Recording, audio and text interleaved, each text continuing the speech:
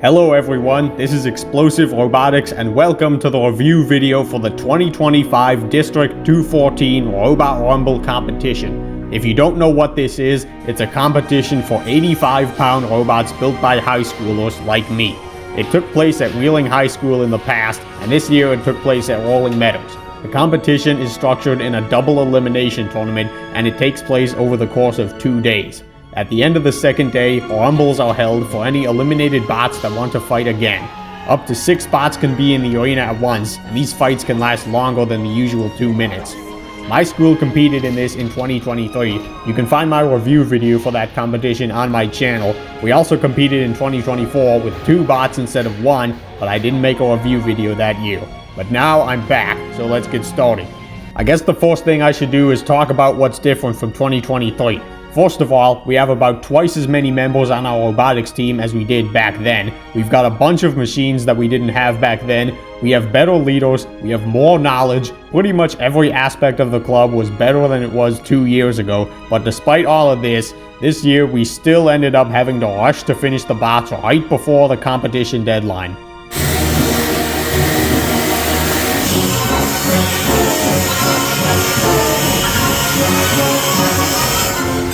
I think there was one day when some members stayed at the school to work on the bot until 10:30 p.m. We were even working on them the same day we had to drop them off to Rolling Meadows High School, but in the end, we got them done and transported on time.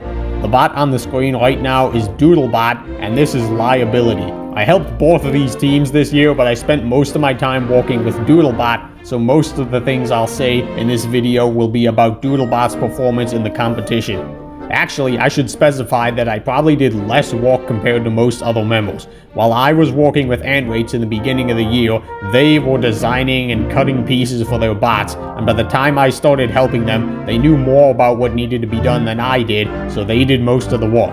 Some of you watching this might not care about who did what, but I just want to give credit where credit is due.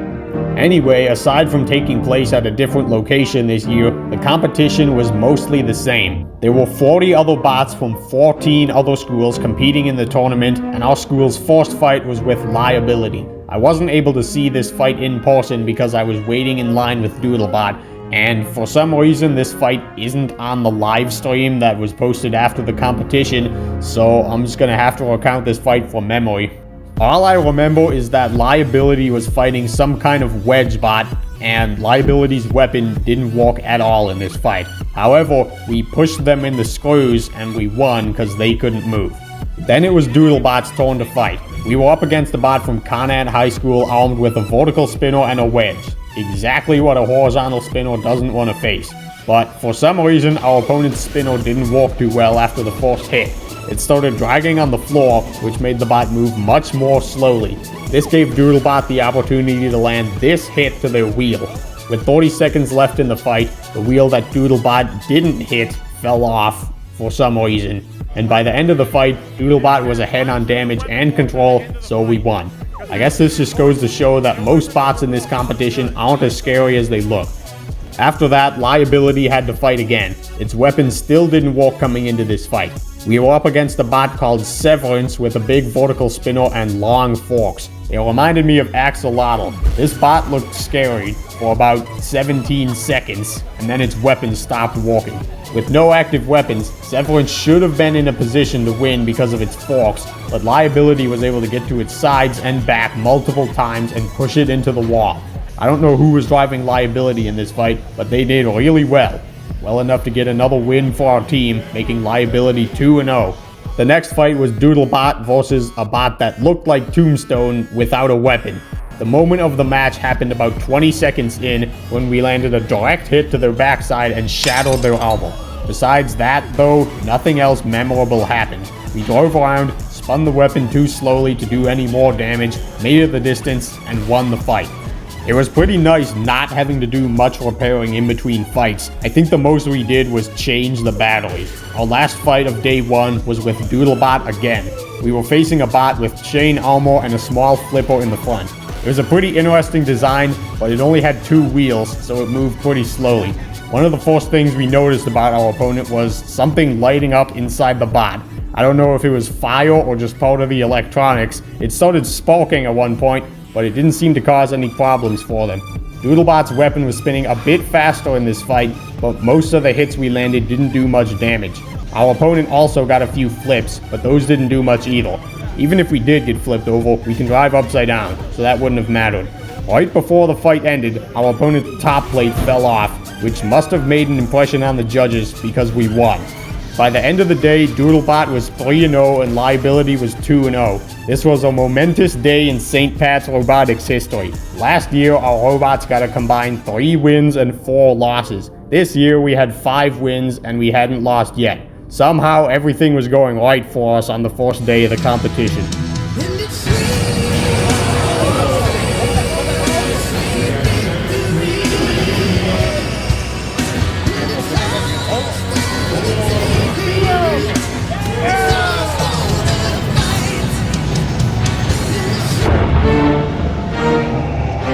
Before I start talking about this day's fights, I'm gonna have one of the other team members describe what happened to Liability after its second fight. Fortunately, after this, robot stopped f***ing working. I couldn't exactly remember why, but I think we started to work on the ESC, but it turns out once we started working on it, almost everything came apart. During Liability's third fight, couldn't really connect the ESC in properly, so our speed control didn't work. Every other 5 seconds, robot's thing would get disconnected, we'd lose control. Then the other bot would hit us, we'd come back into control. And every time we were back in control, we just shoved him around, hit him into walls. But judge disqualified us, because we couldn't move for half the match. The only good things about this fight were the fact that we made it the distance, and our opponent's weapon didn't do much damage, even when spinning at full speed. This fight marked the first loss our team suffered at this competition, and there was still more bad luck to come. This bot sucks. We were pretty worried about Doodlebot's next fight because one of its opponents, this horizontal spinner right here, looked like it could do some serious damage. We went to watch its fight to see if it had any weaknesses we could exploit, and it lost to a bot called Rampage. So now we had to fight a bot that beat a horizontal spinner that was probably better than us. But Rampage took some serious damage in that fight, and it was in pretty bad condition by the time they had to fight us. Things were looking great for us. Their bot didn't work, and ours worked really well. Look at this, it can drive just fine, the weapon spins really fast, and as soon as it shuts down, we're gonna start the fight. Yep, as soon as it stops spinning. Why isn't it slowing down? We had no idea what happened. Our weapon wouldn't stop spinning before the fight, and it wouldn't start spinning during the fight. I thought it might have been due to a problem with our electronics. Either way, Rampage was still able to push us around enough to sway the decision in their favor. We took Doodlebot back to the pits, and after some experimenting, we found out that something was wrong with our remote. I don't remember exactly what was wrong with it, or what we did to fix it. I think the throttle got changed somehow, so 0 became 100 and 100 became 0. I have no clue how this happened. We tested Doodlebot first thing in the morning and it worked perfectly fine. Something similar happened to one of our bots last year. The weapon wouldn't spin at all during the fight, but for some reason after the fight we couldn't get it to shut down. It was actually ripping the bot apart as it was spinning, and I thought we were going to see something really entertaining happen, but we were able to stop it before it flew off the bot. Someone from the Liability group helped us fix it. While we were doing that, Liability was being worked on for its next few fights. During Liability's fourth fight, we had piloting again. So, he actually fixed the connection issue, was able to get us back in the ring, weapon working. This bot couldn't do anything to us. Like I said earlier, every single bot that went against us, their weapons could not dent our armor, could not break our armor. We simply built it too dense. I think, same story next year will make our bot nearly unkillable due to the fact of getting rid of flippers. Now, if I wasn't sick, I'd start f***ing screaming into the goddamn mic right now, because now I have to think about Liability's fifth fight. And to be honest, the fact they didn't outlaw this kind of thing after this year just makes me wonder what the actual rule makers are doing. Anyway, you know how in BattleBots you're not allowed to hold someone in the ring for more than 10 seconds because it makes for uninteresting fights. They held us in a corner for about 30 seconds, and I partially do blame for this because he got us caught twice. So for a full minute of the match, we couldn't do anything except spin the weapon, which finally worked because finally fixed it after 5 matches. Now, to be fair, we were using a new ESC by the 3rd match. Our original speed controller broke during the 1st and 2nd match, so it literally just refused to work. So the fact we had so many problems with it was kind of a miracle we even got this thing to work. But didn't matter. We ripped off their top plate. Like, if you saw it, it was bent upwards in a way they had to literally bang it back into place. And you know what pissed me off about that? They directly said to us, "You were taking too long," after we literally just got back 10 minutes.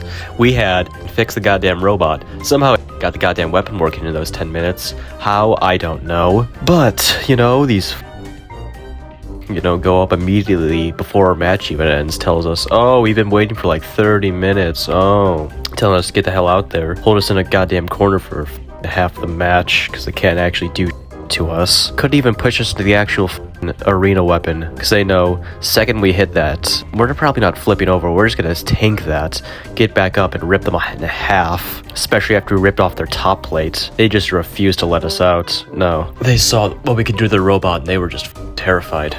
Is what I'm guessing, but it's been so long since that happened. I can barely remember what that day was like.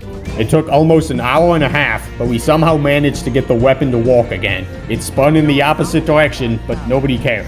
We had to wait another hour for our fight, but eventually we were finally back in the arena, ready to go, and the weapon stopped walking after the first hit. Yeah, the only thing we could do now was drive around and try not to get hit in the wrong places. And we couldn't even do that, because after a while, part of our weapon structure started dragging on the floor and high-centering us. Doodlebot suffered its first knockout and second loss in this fight, which eliminated it from the tournament. This loss wasn't caused by bad luck, our opponent was just the better bot. Their weapon worked better than ours, and they put us in our place with it. The people who walked on liability decided not to keep fighting with it, saying it was retired, but Doodlebot participated in one rumble before the competition ended. The weapon still didn't work. The belt just wouldn't stay attached to the pulley no matter what we did. This is the only fight that I got to drive Doodlebot, and it was mildly entertaining, I guess. I didn't get to do much besides ram into the other bots for 2 minutes.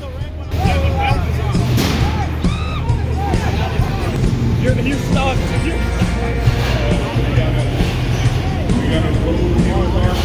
1 minute.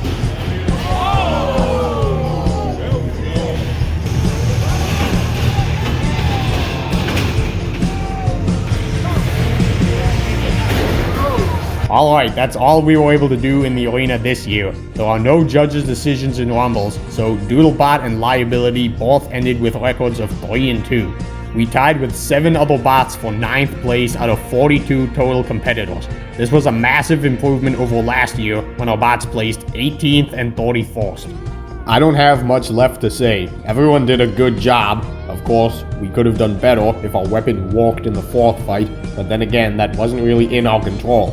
This was our school's best performance yet, and unfortunately, it'll be the last time I compete in this because I won't be in high school next year.